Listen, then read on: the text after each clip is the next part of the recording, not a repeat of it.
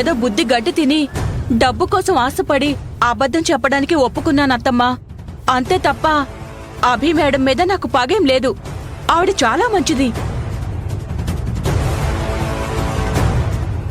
తనిచ్చిన మందులతో ఒక్క రాత్రిలోనే నా బిడ్డకి నయమైంది. ఆ కనిష్క అనే ఆవిడ చాలా డబ్బులు ఎర చూపిస్తే మన కుటుంబం స్థిరపడిపోతుందన్న దురాశతో ఈ అభి అమ్మపై నింద వేసే సాహసం చేశాను. నన్ను క్షమించండి అత్తమ్మా, నన్ను క్షమించండి.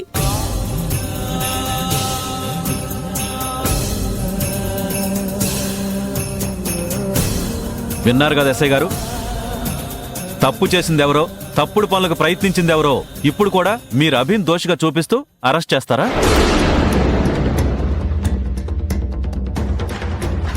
ఆవిడ చెప్పిన స్టేట్మెంట్ ప్రకారం అభిపై కావాలనే నింద మోపడానికి ప్రయత్నించిన ఆ కనిష్కని అరెస్ట్ చేయగలరా మీరు? సారీ అండి, మేం మాత్రం కావాలని అరెస్ట్ చేయలేదు కదా.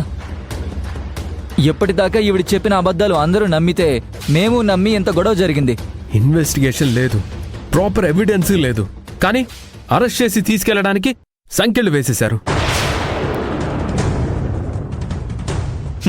అయినా డబ్బులు పడేసే వాళ్ళ మీద మీ ప్రభావం ఉండదు, కానీ మాలాంటి వాళ్ళంటే ఇన్వెస్టిగేషన్లు, ఎవిడెన్స్లు అసలేమీ లేకుండానే సంఖ్యలు వేసేస్తారు, జీపులో ఎక్కించేస్తారు.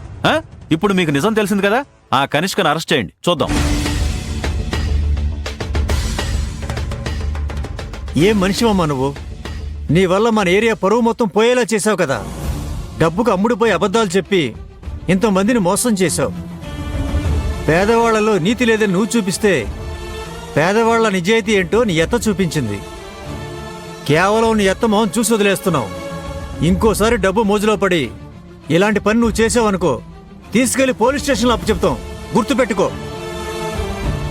ఏంటది ఇలా జరిగింది? మనం వేసిన ప్లాన్ అంతా బుగ్గిపాలైపోయింది.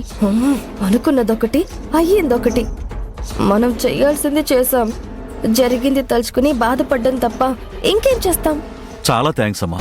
సమయానికొచ్చి మా కోడల్ని కాపాడారు, మా కుటుంబ గౌరవాన్ని నిలబెట్టారు. అసలు మీ మేలు మరిచిపోలేనిదమ్మా. నాదేం లేదు బాబు, అంతా మీ కోడలు చేసింది. సమయానికి విషయం నాకు చేరవేసింది. మా కోడలు చేసే నిర్వాకం తెలియచేసింది. మాకు సాయం చేసిన అమ్మాయికి అన్యాయం ఎలా జరగనిస్తాం? అది నా కోడలి వల్ల. అందుకే పరుగును వచ్చాను, లేదంటే ఏ పాపం ఎరుగని ఈ తల్లి జైలు పాలయ్యేది. మీలాంటి మంచి వాళ్లకి అంత మంచి జరుగుతుంది. ఈ ఆసుపత్రి పెట్టింది మీకోసం కాదమ్మా, మాలాంటోళ్ల కోసం. మాలాంటి పేదోళ్లకి ఎప్పుడూ అండగా ఉండాలంటే మీరు చల్లగా ఉండాలమ్మా.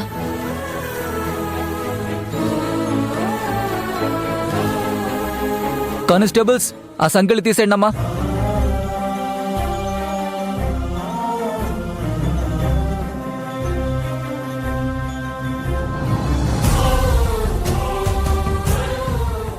ఏంటి ఇంకా చూస్తున్నారు? పదండి. అవునమ్మా అభి, సరైన సమయానికి సరైన మనిషి సరైన చోటుకి ఎలా వచ్చిందమ్మా? అది మావయ్య,